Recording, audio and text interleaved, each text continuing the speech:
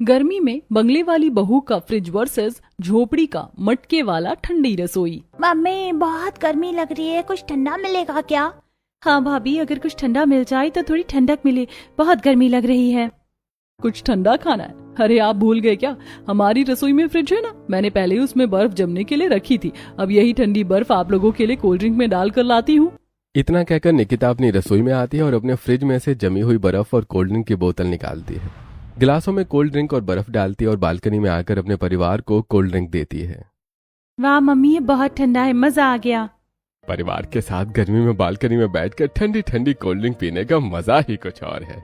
हम तो अपने बंगले की बालकनी में बैठकर मस्त गर्मी में कोल्ड ड्रिंक पी रहे हैं, पर बेचारी झोपड़ी में रहने वाली मेरी जेठानी जी और उनके परिवार को कितनी तकलीफ होती होगी। मम्मी जी, आप उन झोपड़ी वालों का नाम भी मत लीजिए। हमारे इतने सुंदर बंगले का व्यू उनकी झोपड़ी की वजह से खराब हो जाता है। उस घर की बहू की नजरें मेरी फ्रिज वाली रसोई पर ही रहती है कि मैं क्या बना रही हूँ और मैं क्या खा रही हूँ।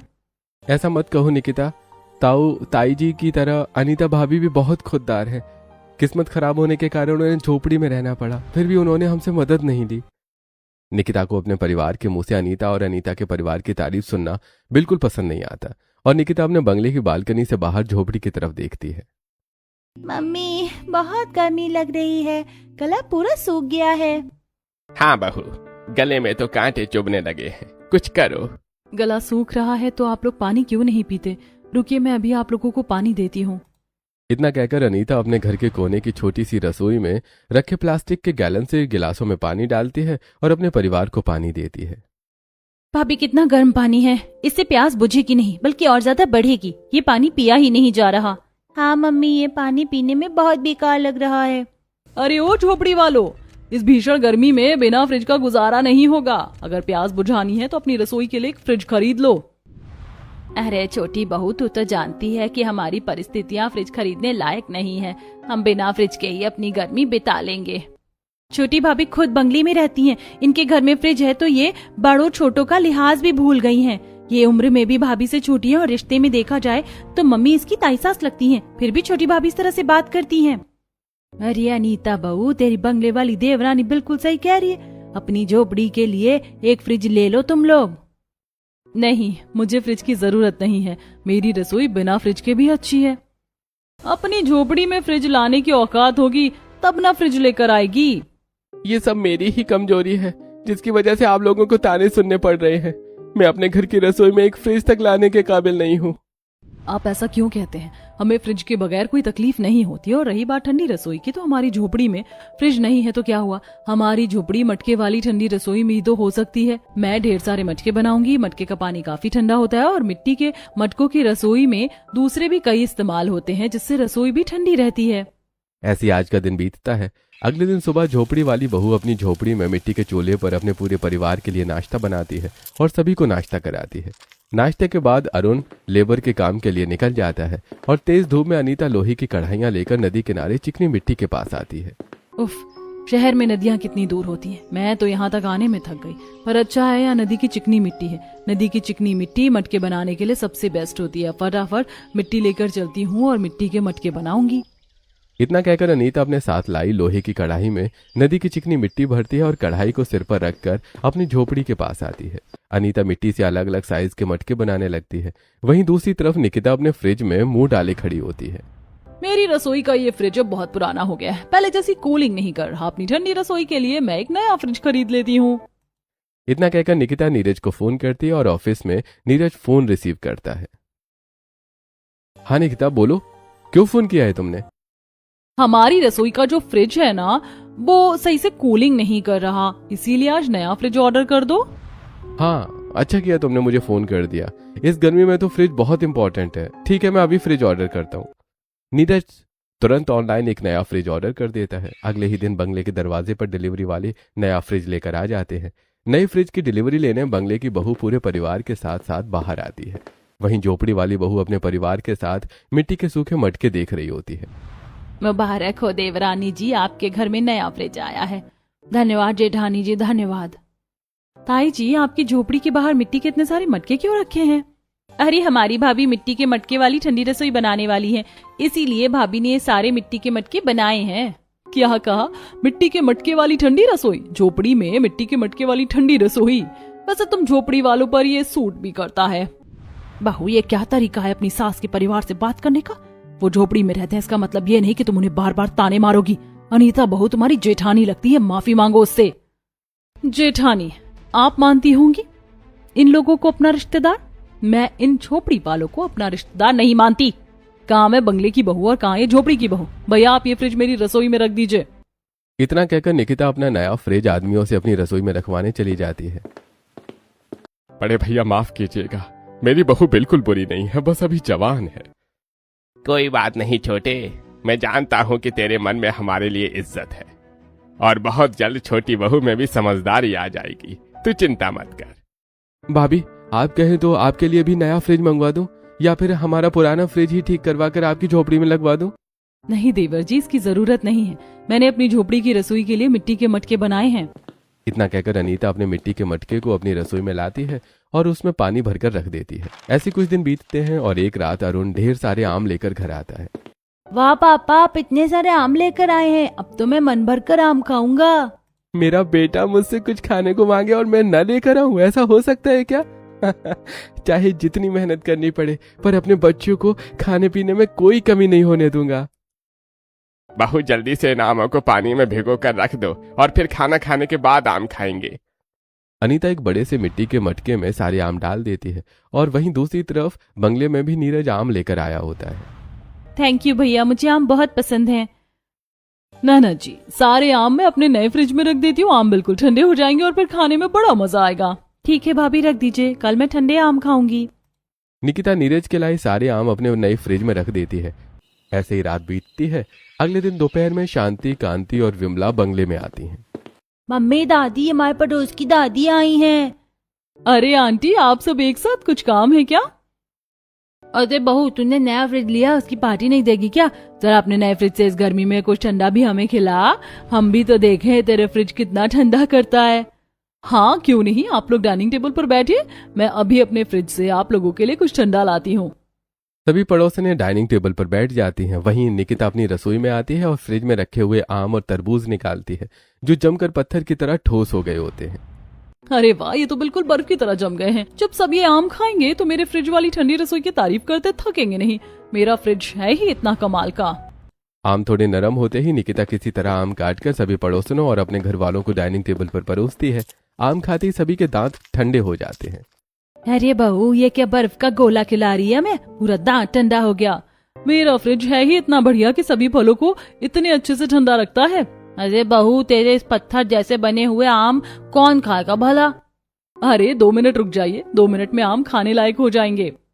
सभी आम पिघलने का इंतजार करने लगते हैं और आम गूदे के साथ पिघलने लगते हैं जिससे सभी के हाथ आम के रस से भर जाते हैं।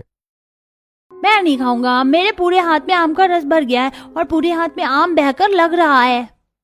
मुझे भी नहीं खाने ये आम, इसमें बिल्कुल स्वाद नहीं है। ऐसा लग रहा है कि बस कुछ खाए जा रही हूँ, ना मीठा, ना खट्टा, ना कोई दूसरा स्वाद। भाभी, आपने सारे आम का स्वाद ही खराब कर दिया। बहू, आम को फ्रिज में रखकर तूने तो आम के साथ साथ हमारी जुबान का भी स्वाद खराब कर दिया है। रख तू अपने फ्रिज वाले आम, हम जा रहे हैं। इतना कहकर तीनों पड़ोसिनें मुंह बनाकर बंगले से निकलती हैं और उनकी नजर अनीता की झोपड़ी पर पड़ती है। मम्मी, कल पापा जो आम लाए थे ना, उनमें से मुझे आम दे दो ना। अरे तुझे क्या, मैं तो सभी को आम ही देने जा रही हूँ। रुक, अभी अपने मटके वाली ठंडी रसोई से आम निकालती हूँ। अनीता मिट्टी के मटके से आम निकालने लगती है। ये देखकर तीनों पड़ोसिनें अनीता की झोपड़ी के दरवाजे के पास चली जाती हैं। वहीं अपने छत पर कपड़े फैलाने आई निकिता झोपड़ी के अंदर देखने और बातें सुनने की नाकामयाब कोशिश करने लगती हैं। अरे बहनों, तुम तीनों बताओ कैसे आना हुआ? हम तुम्हारी बहू को मटकों से आम निकालते देख कर आए हैं। बहू, तुमने अपने आम इन मटकों में क्यों भिगो कर रखे हैं? जरा आम खा कर देखिए, फिर पता चलेगा। ठीक है बहू। अनीता मटके में भिगोए हुए आम निकालती है और काट कर अपने सभी पड़ोसियों और घर वालों को परोसती है और सभी रसीले और ठंडे आम खाते हैं। अब पता चला आंटी, भाभी ने मटकों में आम क्यों भिगोए थे। अरे ये आम तो खाने में बड़े टेस्टी लग रहे हैं और ठंडे भी हैं। उस बंगले वाली बहू की फ्रिज से बहुत बढ़िया है। मटकों में पानी बहुत ठंडा होता है, इसीलिए मैंने मटकों में आम भिगोकर रख दिए थे। इससे ये आम हल्के ठंडे हो गए हैं और इनमें मिलाए केमिकल का असर भी कम हो गया है। अरे बहू, सच में तेरी पड़ोसन की मटके वाली ठंडी रसोई बहुत मस्त है। अच्छा बहू, हम चलते हैं। तीनों पड़ोसन ने अनीता की मिट्टी वाली ठंडी रसोई की तारीफें करते हुए झोपड़ी में से निकलती हैं और अपने घर चली जाती हैं। आखिर इस झोपड़ी वाली बहू ने लोगों को ऐसा क्या खिलाया जो ये लोग इतने खुश हो गए? ऐसे कुछ दिन बीतते हैं और एक शाम नीरज ऑफिस से आते हुए अलग अलग फ्लेवर्स की आइसक्रीम लेकर आता है। वाह भैया, आपने तो तरह तरह की आइसक्रीम लाई है। आज तो मैं मन भरकर आइसक्रीम खाऊंगी। अरे तू इतनी आइसक्रीम क्यों लेकर आया है? अगर इसे गमले भरकर ही आइसक्रीम दे देगा ना तो एक दिन में ये खाकर खत्म कर देगी। तुझे थोड़ी सी आइसक्रीम लेकर आनी चाहिए थी। अरे ये आइसक्रीम मैं घर के लिए नहीं लेकर आया हूँ। कल मेरे नए बिजनेस पार्टनर्स कुछ खास क्लाइंट के साथ लंच के लिए हमारे बंगले में आएंगे। उनके लिए स्वीट डिश में आइसक्रीम लेकर आया हूँ। ठंडी आइसक्रीम लोगों को बहुत पसंद आएगी। ये तुमने बहुत सही किया। लाओ, मैं ये आइसक्रीम फ्रिज में रख देती हूँ। निकिता आइसक्रीम को लेकर रसोई में आती है और सारी आइसक्रीम फ्रिज में रख देती है। और अगले दिन दोपहर में नीरज अपने नए बिजनेस पार्टनर महेश और क्लाइंट को लेकर अपने बंगले में आता है, जहां निकिता सभी को लंच करवाती है।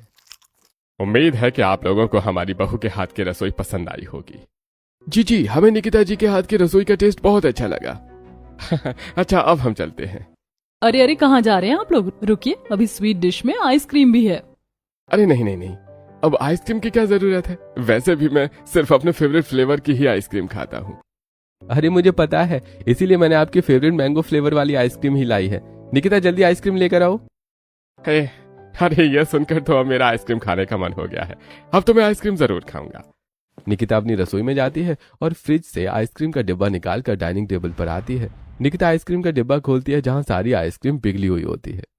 अरे इस आइसक्रीम की तो आइस ही खत्म हो गई, अब तो सिर्फ क्रीम बची है। ये क्या नीरज, मैं ऐसी पिघली हुई आइसक्रीम खाऊंगा क्या? तुमने मेरा सारा मूड खराब कर दिया। बहू, तूने आइसक्रीम फ्रिज में रखी थी ना, फिर ये गली कैसे? शायद आज सुबह फ्रिज के पास झाड़ू मारते हुए, सफाई करते हुए फ्रिज का स्विच गलती से बंद हो गया, तभी ऐसा हुआ। वेरी डिसअपॉइंटेड नीरज, तुमने मेरा मूड स्पॉइल कर दिया। मैं अपने क्लाइंट के साथ जा रहा हूँ, गुड बाय। और मैं अपनी डील दूसरे पार्टनर्स के साथ करूंगा। महेश के इतना कहते ही नीरज महेश को समझाने लगता है। वहीं दरवाजे पर खड़ी शारदा सारी बातें सुन लेती है। हे भगवान, सिर्फ एक आइसक्रीम की वजह से कहीं नीरज का काम खराब ना हो जाए। मुझे जल्दी से बहू को जाकर सारी बात बतानी पड़ेगी। बहू ही कुछ आइडिया दे सकती है। शारदा भागते हुए अपनी झोपड़ी में आती है और सारी बात अपनी बहू को बताती है। मम्मी जी, ननद जी, आप दोनों जाकर देवर जी से कहिए कि अपने क्लाइंट और बिजनेस पार्टनर को थोड़ी देर और रोक कर रखें। मैं अभी अपने मटकों में ठंडी मैंगो आइसक्रीम बनाकर लेकर आती हूँ। शारदा और प्रीति बंगले में आकर नीरज से महेश और बाकी क्लाइंट्स को बिठाए रखने के लिए कहती है। वहीं दूसरी तरफ अनीता अपने दही के मटके से दही की ठंडी मलाई निकालती है और उसमें अपने मटके में रखे ठंडे आम निकालकर छोटे छोटे मटकों में घर की बनी ठंडी आइसक्रीम भरकर बंगले में आती है। हटिए आप लोग, इससे ज्यादा हमसे इंतजार नहीं होता। हमारा टाइम बहुत इंपॉर्टेंट है। सॉरी, आप सबका टाइम वेस्ट हुआ। ये लीजिए, मेरे मटके वाली ठंडी रसोई में तैयार आपकी फेवरेट मैंगो फ्लेवर की आइसक्रीम। महेश जी, एक बार आप ये आइसक्रीम ट्राई करिए, आपको बहुत पसंद आएगी। और देखिए, छोटे छोटे मिट्टी के मटकों में है, नो हार्मफुल प्लास्टिक टच। वैसे देखने में तो ठीक लग रही है, लाओ ट्राई करके देखते हैं।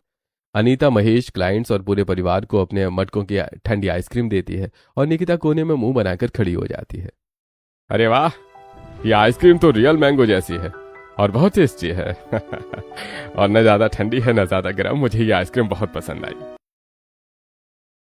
सॉरी नीरज, मुझसे गलती हो गई। मैंगो आइसक्रीम मेरी कमजोरी है। अब जब उसका मन बन जाए और न मिले तो मैं अपनी जिद पर अड़ जाता हूँ। अब से मैं सिर्फ तुम्हारे साथ ही डील करूंगा। और हाँ, आइसक्रीम के लिए बहुत बहुत धन्यवाद। अरे महेश जी, आप हमारे घर से खुश होकर जा रहे हैं, यही मेरे लिए बड़ी बात है। डील वगैरह तो होती रहेगी। और आपने मटकों में बहुत अच्छी आइसक्रीम बनाई है। I loved it. मुझे फिर कभी मन किया ना तो मैं आपकी मटकों वाली आइसक्रीम ठंडी वाली खाने जरूर आऊंगा। जी जरूर, जब आपका मन करे तब आइएगा। महेश अपने क्लाइंट के साथ खुशी खुशी वापस चला जाता है। वहीं ये सब देखकर निकिता का मुंह बन जाता है। भाभी, आपकी मटके वाली ठंडी रसोई की आइसक्रीम एक नंबर थी। थैंक यू भाभी, आपने सही मौके पर मेरी इज्जत बचा ली और डील भी। देवर जी, परिवार में थैंक यू या सॉरी नहीं होता है। आप लोग आइसक्रीम के मजे लीजिए, मैं चलती हूँ। देखा निकिता बहू, जिस जेठानी को तो हमेशा झोपड़ी वाली कहती है, उसकी मटकों वाली ठंडी रसोई ने आज तेरे पति की इज्जत और डील बचाई है। ये उसका लक है कि मुझसे गलती से फ्रिज बंद हुआ था, वरना ये नौबत नहीं आती। निकिता अपने अकड़ में अनीता के सामने नहीं झुकती है। वहीं पूरे परिवार को अनीता की मटकों वाली ठंडी रसोई की आइसक्रीम भा जाती है और अब सभी अनीता की झोपड़ी में आकर अनीता की मटकों वाली ठंडी रसोई की आइसक्रीम खाते हैं। ऐसे कुछ दिन बीतते हैं और एक दिन प्रीति, कनिका, विशाल और विकास बंगले में लॉन में दोपहर की तेज धूप में क्रिकेट खेल रहे होते हैं। चल विकास, इस बार विशाल को आउट करना है। बुआ देखते जाओ इस बार मैं कितनी अच्छी शॉट मारता हूँ, आउट नहीं होऊंगा मैं। यार रुक जाओ तुम लोग, बहुत प्यास लगी है मुझे। तो फिर चलो मम्मी के मटके का ठंडा पानी पीते, बड़ा मजा आएगा मटके का पानी पीकर। विशाल, विकास, प्रीति और कनिका अनीता की झोपड़ी के दरवाजे पर आते हैं। क्या हुआ, बन गए तुम चारों क्रिकेटर? यह अभी और बचा है। भाभी अभी और बचा है, आप जल्दी पानी पिलाओ, बहुत प्यास लग रही है। अनीता गीली बालू में गीले कपड़े से लपटे हुए मटके से ठंडा पानी निकालती है और चारों को मटके का ठंडा पानी देती है। वहीं अपनी छत पर खड़ी निकिता विकास और कनिका को अनीता के हाथों से पानी लेते हुए देखती है। विकास, कनिका, क्या कर रहे हो तुम लोग वहाँ? पानी पी रहा हूँ मम्मी। क्यों? तुझे मैं घर में पानी नहीं देती हूँ जो तू दूसरों के घर जाकर पानी पीता है? तुम दोनों बंगले में आकर पानी पियो और उन झोपड़ी वालों के साथ खेलने की जरूरत नहीं है। चलो अभी बंगले में आओ। निकिता की डांट सुनकर विकास और कनिका बिना मटके का पानी पिए गिलास अनीता को वापस देते हैं और बंगले में चले आते हैं, जहां निकिता दोनों को फ्रिज का ठंडा पानी पिलाती है। खबरदार, जो तुम दोनों उनकी झोपड़ी में गए तो मेरे फ्रिज का पानी पियो, देखो कितना ठंडा है। कनिका और विकास फ्रिज का ठंडा पानी पीते हैं। ऐसे ही आज का दिन बीतता है। अगले दिन कनिका और विकास दोनों को तेज खांसी और गले में दर्द होने लगता है। पूरा परिवार उनके कमरे में आता है। अरे इतनी गर्मी में तुम दोनों को खांसी और गले में दर्द कैसे हो सकता है? रुको मैं डॉक्टर को बुलाती हूँ। अश्विनी डॉक्टर विराज को बुलाती है। डॉक्टर को आता देखकर झोपड़ी वाली बहू और पूरा परिवार भी डॉक्टर के पीछे पीछे बंगले में आते हैं, जहां डॉक्टर कनिका और विकास का चेकअप करते हैं। क्या आप दोनों ने तेज धूप से आने के बाद ठंडा पानी पिया था? हाँ, कल धूप में खेलने के बाद हमने फ्रिज का ठंडा पानी पिया था। हमेशा याद रखिएगा, कभी भी तेज धूप से आने के बाद तुरंत फ्रिज का ठंडा पानी मत पीजिएगा, वरना इसी तरह तबीयत खराब हो सकती है। लेकिन कल विशाल और प्रीति बुआ ने भी ठंडा पानी पिया था, उनकी तबीयत क्यों नहीं खराब हुई? ठंडा पानी? पर अनीता बहू के घर में तो फ्रिज नहीं है, वो ठंडा पानी कैसे पीते हैं? मम्मी हमें मटके का ठंडा पानी पिलाती हैं जो फ्रिज के पानी जितना ठंडा होता है। जी देखिए, मटके का पानी नेचुरली ठंडा होता है और मिट्टी में कुछ मिनरल्स भी होते हैं जो पानी को और शुद्ध और अच्छा बनाते हैं। इस वजह से मटके के ठंडे पानी से लोग आसानी से बीमार नहीं होते। अच्छा, मैंने दवाइयाँ लिख दी हैं, 2 दिनों में तबीयत ठीक हो जाएगी। इतना कहकर डॉक्टर विराज बंगले से चला जाता है। ऐसे कुछ दिन बीतते हैं और एक दोपहर अपनी झोपड़ी में अनीता रसोई में अपने मटकों के बीच बैठी होती है, जहां कनिका और विकास भी होते हैं। पापा जी, मम्मी जी, आज आप लोगों के लिए दोपहर के खाने में क्या बनाऊं? बहू, अब गर्मी बहुत बढ़ गई है, कुछ ऐसा बना जिसे बनाने में तुझे भी परेशानी ना हो और हमें भी खाकर परेशानी ना हो।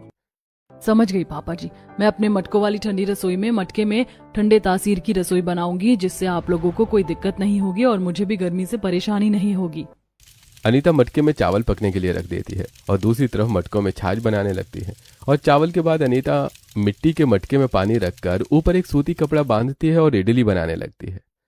भाभी, आप ये क्या कर रही हैं? चावल, छाछ, इडली दोपहर के खाने में ये सब क्यों बना रही हैं? नंद जी, चावल, दही, इडली और छाछ की तासीर ठंडी होती है। गर्मी में ये बच्चों और बुजुर्गों के लिए भी अच्छे रहते हैं और इन्हें बनाने में ज्यादा देर चूल्हा भी नहीं जलाना पड़ता है। वाह भाभी, आप तो बड़ी स्मार्ट हैं। अच्छा, अब मैं चलती हूँ। निकिता भाभी बाहर बार बार कॉल कर रही हैं, उन्हें पता चल गया कि मैं यहाँ आई हूँ तो नाराज हो जाएंगी। इतना कहकर कनिका और विकास झोपड़ी से निकलते हैं और अपने बंगले में डाइनिंग टेबल पर आकर बैठ जाते हैं। वहीं पसीने से लथपथ निकिता रसोई में आर्टिफिशियल पैकेट फूड से खाना बना रही होती है और रसोई से खाना लाकर डाइनिंग टेबल पर रख रही होती है। निकिता, तुम्हें रेडीमेड चीजों से खाना बनाना रहता है, फिर भी तुम पसीने से ऐसे भीगी हुई हो जैसे कितनी मेहनत से खाना बनाया हो। रेडीमेड चीज होती है तो क्या हुआ, बनाना तो पड़ता है ना। सच बताऊं तो मुझे गर्मी में ये पैकेट फूड बहुत परेशान करते हैं और अब निकिता बहू को गर्मी में हम परेशान भी नहीं करना चाहते, इसलिए पैकेट फूड खा लेते हैं। मैं तो अनीता बहू के बारे में सोच रही हूँ। बेचारी इस तेज गर्मी में अपनी छोटी सी झोपड़ी में मिट्टी के चूल्हे के सामने न जाने कैसे काम करती होगी। वो तो अपनी रसोई में आलू की तरह उबल जाती होगी। खैर मुझे क्या, मेरे घर में तो सारी सुविधाएं हैं, 2 मिनट में सारी गर्मी छूमंतर हो जाती है। भाभी, बड़ी भाभी की चिंता करने की कोई जरूरत नहीं है, उन्हें रसोई में आपकी जितनी गर्मी बर्दाश्त नहीं करनी पड़ती है। क्या बात कर रही है नंद जी आप? वो झोपड़ी वाली मिट्टी के चूल्हे पर खाना बनाती है, वो भी इतनी तेज गर्मी में, उसकी तो हालत खराब हो जाती होगी। नहीं भाभी, ऐसा कुछ नहीं है, उनकी रसोई में चूल्हा जलने के बाद भी काफी ठंडक रहती है। भरोसा ना हो तो खुद देख लीजिए। और वो ऐसा खाना बनाती हैं जिसे खाकर शरीर को ठंडक मिलती है। अरे तब तो मैं जा रहा हूँ अनीता बहू के हाथों का खाना खाने। वैसे भी गर्मी में ये सब खाना खाकर मैं परेशान हो गया हूँ, कुछ नया ट्राई करता हूँ। हेमंत के पीछे अश्विनी, विकास और कनिका भी बंगले से निकलते हैं और अनीता की झोपड़ी में चले आते हैं। वहीं निकिता चुपके से झोपड़ी के दरवाजे के पास छुपकर ये सब देख रही होती है। आइए देवर जी, अपनी गरीब भाभी की झोपड़ी में कैसे आना हुआ? भाभी, आपके बहू के मटके वाली ठंडी रसोई हमें यहीं खींच लाई। कनिका बता रही थी कि बहू ने ठंडी तासीर का खाना बनाया है, तो हमने सोचा आज का लंच यहीं किया जाए। बहुत सही सोचा है चाचा जी आपने। बैठिए, मैं भी आप लोगों को खाना परोसती हूँ। अनीता अपने मटके वाली ठंडी रसोई में सभी को दही, चावल, इडली और छाछ परोसती है। दही, इडली और छाछ तो निकिता भी कभी कभी देती है, पर वो मार्केट के पैकेट फूड से बनती हैं। लेकिन आज आपके मटकों की ठंडी रसोई में बने इस घर के खाने का स्वाद ही कुछ और है। मेरे घर वाले भी कमाल है, मेरी तारीफ करने की बजाय इस झोपड़ी वाली बहू की तारीफ कर रहे हैं। लेकिन मैं इसे सबकी फेवरेट बनने नहीं दूंगी। ऐसी कुछ दिन बीतते हैं और एक शाम इत्तेफाक से निकिता, अनीता और आसपास की कुछ पड़ोसिनें एक ही सब्जी मंडी में आई होती हैं। अरे बहन जी, 2 रुपए मुझे भी कमाने दीजिए, इससे ज्यादा मैं कम नहीं कर सकता। अरे भैया, 2 रुपए कमाओ, तुम्हें कौन मना करता है? तो क्या सिर्फ मुझी से कमाओगे? छोटी सी झोपड़ी में रहती हूँ मैं, 2 रुपए कम करके मुझे सब्जियां दे दो। अरे ये झोपड़ी वाली बहू, ये भी इसी सब्जी मंडी में आई है क्या? यही इसकी इज्जत की धज्जियां उड़ाती हूँ। अरे सब्जी वाले भैया, ये झोपड़ी वाली बहू है, दे दो इसे 2 रुपए कम में, वरना इसका पति इतना काबिल नहीं है कि इसकी रसोई में चूल्हा जले। देवरानी जी, जरा जुबान संभाल कर बात कीजिए। आपको मुझसे दिक्कत है तो मुझे जो कहना है कहिए, लेकिन मेरे पति की काबिलियत पर उंगली मत उठाइए। सच कहा तो बुरा लग गया। तेरे पति ने तेरी रसोई के लिए किया ही क्या है? मेरी रसोई तो गर्मी आते ही फ्रिज लग गया और तूने मटकों से रसोई भर ली। फिर फ्रिज खरीदने की औकात नहीं थी, इसीलिए खुद ही मटके बनाकर काम चला लिया। बस बहुत हो गया। पहले मेरे पति को नीचा दिखाया, अब मेरी मटकों वाली ठंडी रसोई का मजाक उड़ा रही है। हुनर है तभी मैंने मटकों से ठंडी रसोई बनाई है। तुमने तो बस बाजार से फ्रिज खरीदा है और उसमें कौन सा तीर मार लिया। खुद बनाती तो बात और होती। अरे तुम दोनों एक ही खानदान की बहू और इस तरह सब्जी मंडी में लड़ रही हो, क्या बात हो गई? अरे अनीता बहू, तू इतना गुस्सा क्यों कर रही है? तेरी शालीनता का तो सभी पड़ोसी उदाहरण देते हैं। गुस्सा तो आएगा ही चाची। पहले मेरे पति पर उंगली उठाई, फिर मटकों वाली रसोई का मजाक बनाया। इसका फ्रिज और बंगला अपनी जगह है, लेकिन इसका मतलब ये नहीं है कि मुझे बेइज्जत किया जाए। मैं बंगले की बहू हूँ और मेरी फ्रिज वाली रसोई तेरी मटके वाली रसोई से ज्यादा अच्छी है, तो बोलूंगी ना। अरे ऐसे कैसे पता चलेगा कि किसकी रसोई अच्छी है? ये पता करने के लिए तो एक कंपटीशन बनता है। यही मौका है। कंपटीशन में इसकी मटके वाली ठंडी रसोई की धज्जियां उड़ा दूंगी अपने फ्रिज से। हाँ, मुझे मंजूर है। मुझे किसी से कंपटीशन करने का मन तो नहीं है, पर ठीक है, हो जाए आर या पार। सब्जियां खरीद कर दोनों बहुएं अपने अपने घर चली आती हैं और बंगले वाली बहू और झोपड़ी वाली बहू अपने परिवार को कंपटीशन के बारे में बताती है। और फिर अगले दिन, आज दोपहर में ठंडे शरबत का कंपटीशन है। ऐसा करती हूँ, रसना और कुछ फ्रूट जूस बनाकर फ्रिज में रख देती हूँ और बर्फ भी जमा लेती हूँ। इससे अच्छा दोपहर के वक्त क्या होगा? निकिता बाजार से आर्टिफिशियल फलों का रस और रसना लेकर आती है और उनसे शरबत बनाकर अपने फ्रिज में रख देती है। वहीं दूसरी तरफ झोपड़ी वाली बहू, अनीता, तुम अपनी कंपटीशन में क्या बनाओगी? दोपहर का कंपटीशन ठंडे शरबत का है। मैंने अपने मटके में दही जमाया है। दही से मैं मट्ठा और लस्सी बनाऊंगी, लोगों को पसंद आएगा और इससे एनर्जी भी मिलेगी। अनीता मटके से दही से लस्सी बनाकर छोटे मटकों में भरती है और उन्हें गीली बालू में ढककर रख देती है। दोपहर होते ही विमला की छत पर सभी औरतें इकट्ठा हो जाती हैं। तो पहला कंपटीशन शरबत का है। देखते हैं बंगले वाली बहू की फ्रिज वाली रसोई या झोपड़ी वाली बहू की मटके वाली रसोई, कौन जीतता है। ये लीजिए चिल्ड रसना और फ्रूट जूस। ये क्या बहू, बाजार में मिलने वाले नकली फलों के रस से शरबत बनाया है? और ये रसना, इसमें तूने बनाया क्या है? अनीता बहू, तूने ये क्या बनाया है? मैंने घर में मटकों में लस्सी और मट्ठा बनाया है। मुझे तो मटके वाली ठंडी रसोई की ये लस्सी और मट्ठा बड़ा पसंद आया। हाँ, इससे पेट भी भरेगा और ताकत भी मिलेगी। और ये मिट्टी के मटके में घर पर बनाया हुआ है, इसमें बहू की मेहनत है, ना कि बाजार का नकली सामान।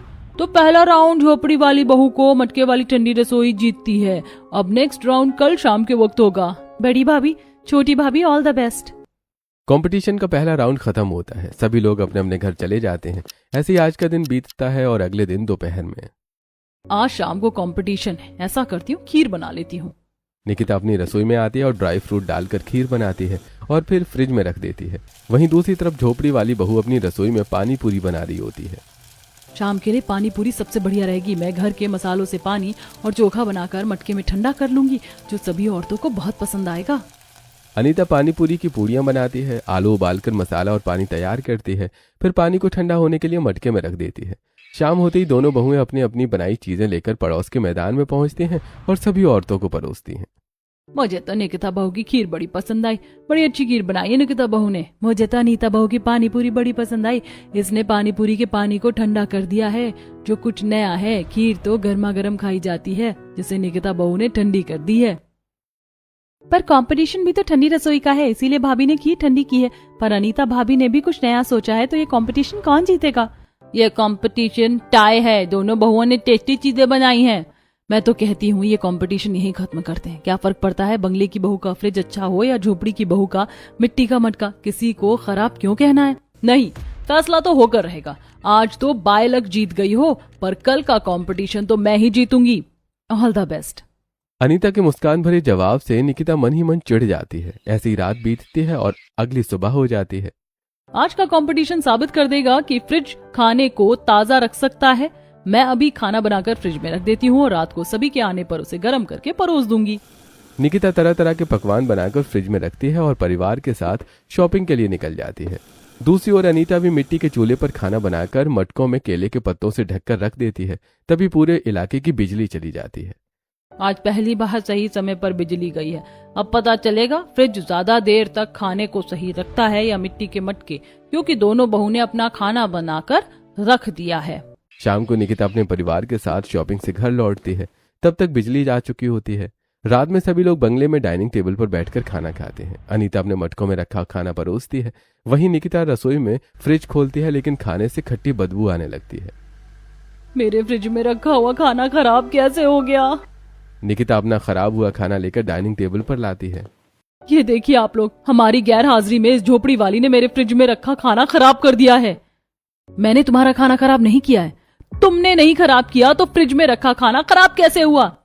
बाहू, तेरा खाना किसी ने खराब नहीं किया है। तुम लोगों के शॉपिंग मॉल से निकलते ही एरिया की बिजली चली गई थी और फिर सीधे शाम को बिजली आई। इस वजह से फ्रिज में रखा खाना खराब हुआ है।